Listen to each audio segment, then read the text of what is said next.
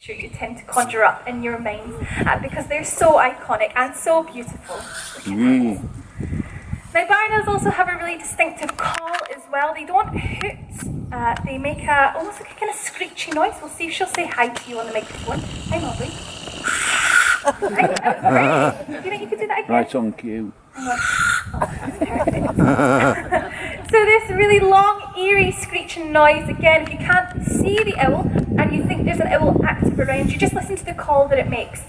Each owl has got its own call, and the screech belongs to the barn owl. No. And get her dinner. Oh, she goes hot on his heels. That was Mulberry, everyone. Thank you very much.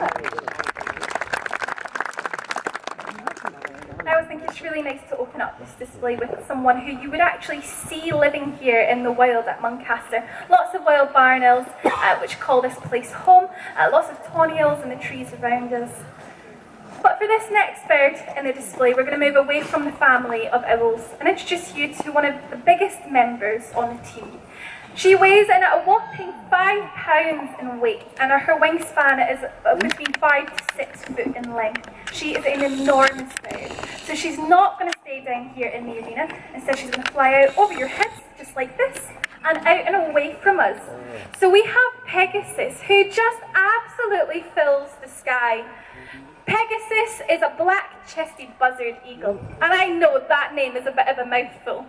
Now, the buzzard eagle comes from South America, and the name kind of comes from the fact that you can't label this species.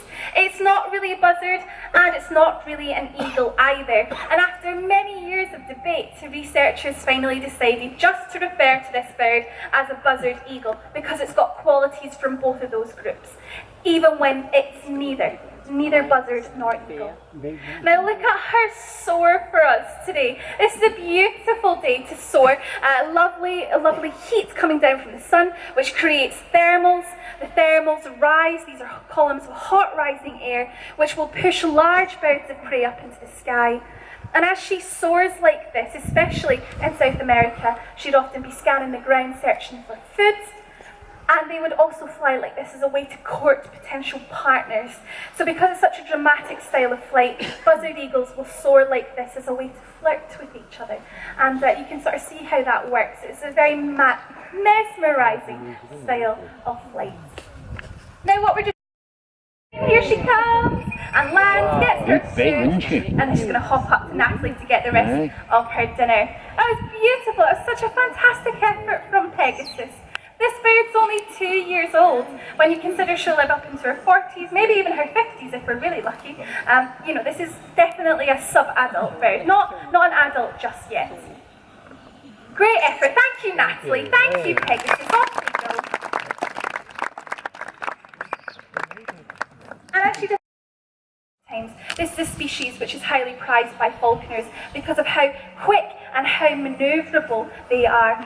Thousands of years ago, you'd see a falconer out on horseback with a falcon like this hunting for their dinner. They'd be using dogs, pointers, to flush out the prey. The falcon would come down, and you'd have this huge team dynamic, which consists of falconry, basically. You've got the falcon, the falconer, you'd have the horse and the dog, all working together as one big team to bring dinner home to the table. So what we would like to do is, using a falconry method to keep a falcon fit, we'd like to really show you how quick this species can be. So I'm just going to move out of the way. When Reaper is in the air, we've got a piece of technology which feeds back to us some information. One of those pieces of information is how quick the falcon moves. His top speed in a display is 68 miles an hour. So please stay seated for this one, because you really don't want him to crash into you. So I'm just going to move out of the way and hand the stage right over to Reaper and to Stuart. So the hood is off. That piece of equipment just keeps the falcon in a state of darkness. Therefore, he stays nice and calm. He knows it's time to fly. He knows it's time to get food. So we don't want him to get worked up and overexcited until it is actually time to fly. Have a look now. He's just had a rouse. So he shook all his feathers into place. That means that he's nice and aligned, basically, to be able to slice through the air. And Stuart gets another piece of equipment ready, which is called a lure. So we're going to use this lure with some food attached to it as a way to exercise the falcon. Stuart's job is to try and put the lure out, and it's Reaper's job to try and catch the lure. But the trick to this is we try to pull it back and make Reaper really work for it. This way we truly recreate a hunt. And it's a very exciting thing to be part of. It's very exciting to watch because you never know who's going to win. Either the falcon will catch the lure or the falconer will manage to keep it out of his way. So Reaper is ready, he's taken off. All right, let's see what happens.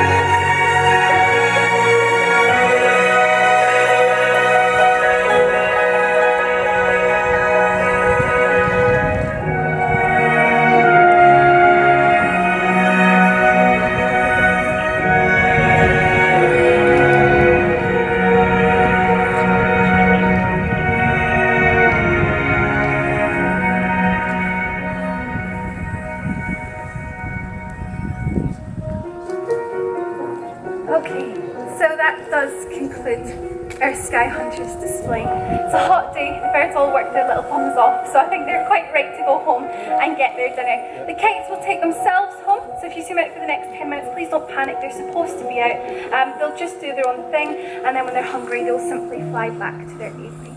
Now, I think our baby vulture might have crash landed somewhere at the bottom of the meadow. So we're going to go and retrieve her. I think she's done really, really well, even though at the moment she's probably wondering where on earth she is.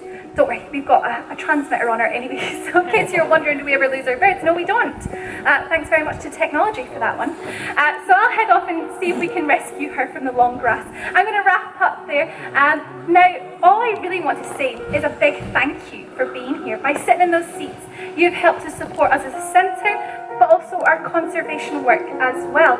Now, if anyone would like to go a step further helping with that work, Ayla at the end just over here, she's going to be selling some conservation wristbands. They cost just £1, and all of that money goes back in towards saving these birds in their natural habitat. But I'm going to leave you with some kites soaring over the top of the castle. Thank you very much, everyone. Enjoy the rest of your day.